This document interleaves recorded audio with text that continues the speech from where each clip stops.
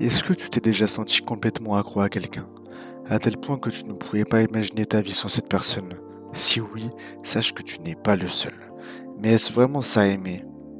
Dans cette vidéo, on va explorer ce qui se cache derrière ces sentiments et pourquoi, parfois, l'amour peut devenir une forme de possessivité. L'explication de cette approche psychologique est tirée d'idées et de citations d'auteurs ou de philosophes connus qui ont réalisé de longues études sur ces sentiments si complexes. Alors, pourquoi devient-on possessif? La possessivité, c'est ce besoin de contrôler ou de garder l'autre pour soi. Et souvent, ça vient de nos propres insécurités. Quand tu doutes de toi, tu cherches à te rassurer en te disant: si je contrôle cette personne, je serai en sécurité. Mais en réalité, ça fait oublier une chose essentielle. L'autre est une personne avec ses propres choix, ses envies et sa liberté.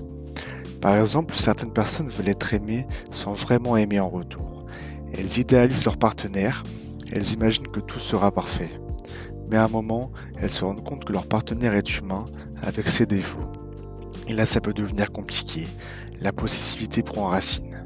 Un philosophe, Fromm, a expliqué que dans un monde moderne, on voit parfois l'amour comme un travail d'équipe.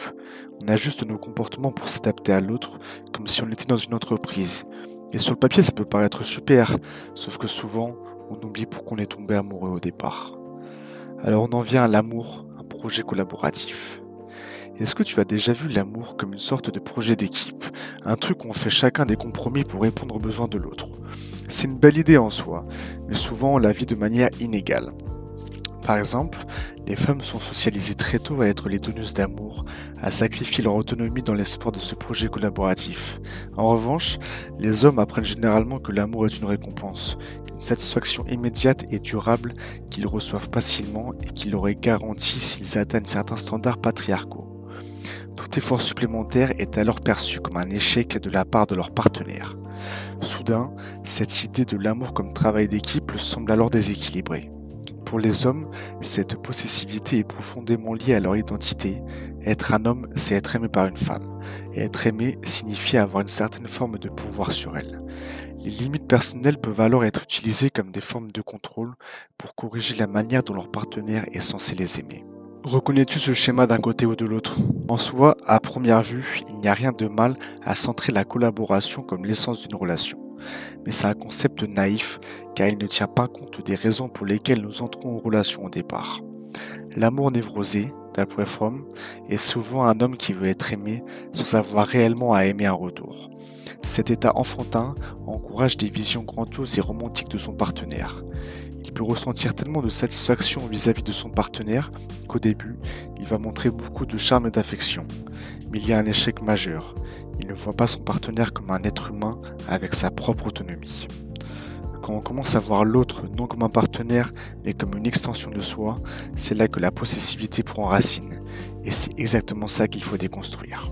Si on s'éloigne des rôles de genre, cette possessivité est liée à notre propre image de soi.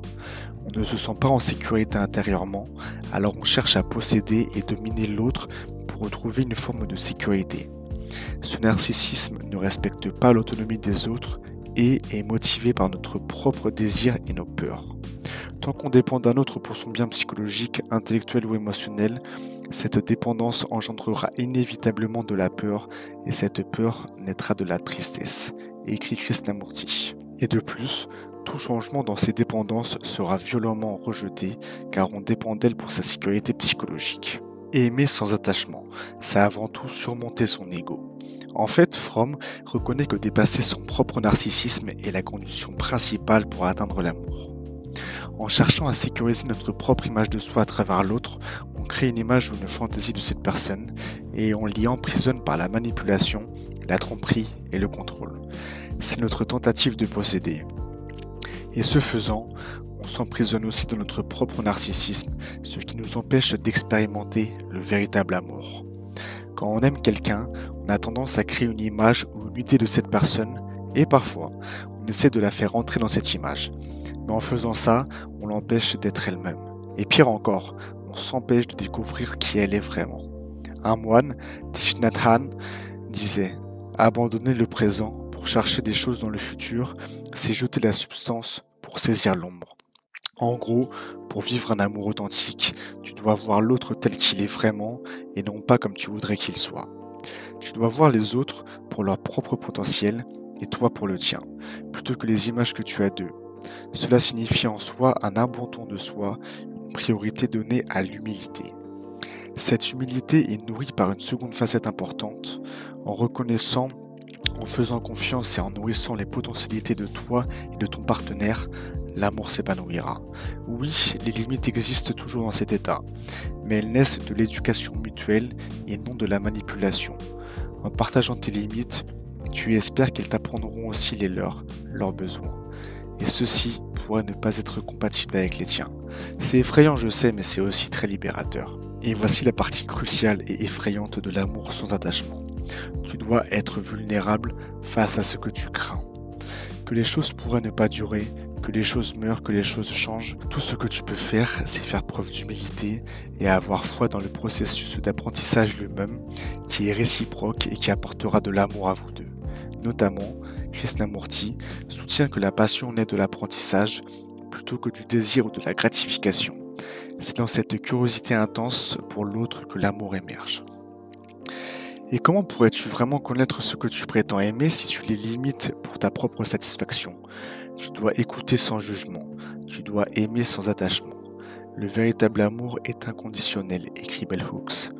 Mais pour vraiment s'épanouir, il nécessite un engagement continu dans une lutte constructive et un changement constant. Aimer sans attachement, c'est aimer avec humilité, c'est écouter sans jugement et c'est accepter que l'amour, le vrai, demande un engagement constant à évoluer, à apprendre et à changer. Alors, la prochaine fois que tu aimes quelqu'un, demande-toi, est-ce que je l'aime vraiment pour ce qu'il est ou pour ce que je veux qu'il soit? Souviens-toi, aimer sans attachement, ce n'est pas aimer moins, c'est aimer mieux. Merci d'avoir regardé cette vidéo. Si elle t'a parlé, laisse un pouce bleu, partage-la autour de toi et on se retrouve très vite pour une prochaine réflexion ensemble. À bientôt.